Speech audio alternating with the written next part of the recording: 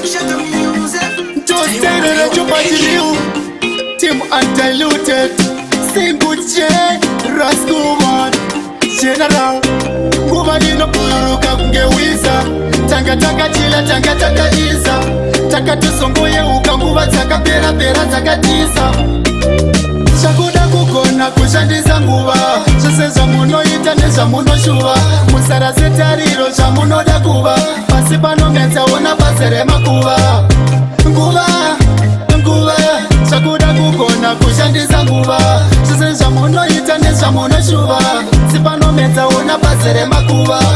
Kune nguva yekukohwa nekusimba Kuzoti nguva yekutanga nekuguma Kune nguva yeurombo nekufuma Kuite nguva yekudzimba pakuvhima Mukana inguva unouya kawani Unotoda kushandisa zvine plani Saka wangu ingodhapura kawani Strategy inopa achievement Shakuda kugona kushandisa nguva Zvose zvamunoita nezvamunoshuva Musara setariro zvamunoda kuva Pasi pano metsaona basa remakuva Nguva Shakuda kugona kushandisa nguva Zvose zvamunoita nezvamunoshuva Sipano metsaona basa remakuva Nguva inofamba nemukana Ukaitambisa upe waiwana Hakuna chinouya wakarara Saka umwe wangu zvakutongoda kuplana Panomuka vamwe iwe mukawo Panorima vamwe iwe rimawo Vamwe vachienda iwe endawo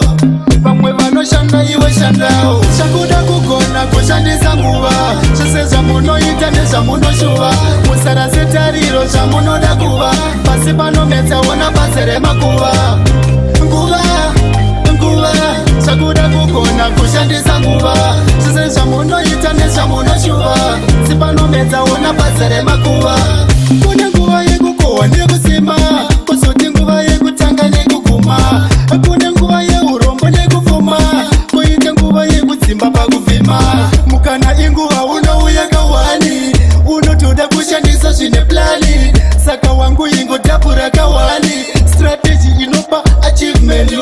Shakuda kugona kushandisa nguva Zvose zvamunoita nezvamunoshuva Musara setariro zvamunoda kuva Pasi pano metsaona basa remakuva Nguva Shakuda kugona kushandisa nguva Zvose zvamunoita nezvamunoshuva Sipano metsaona basa remakuva Nguva inofamba nemukana Ukaitambisa upe waiwana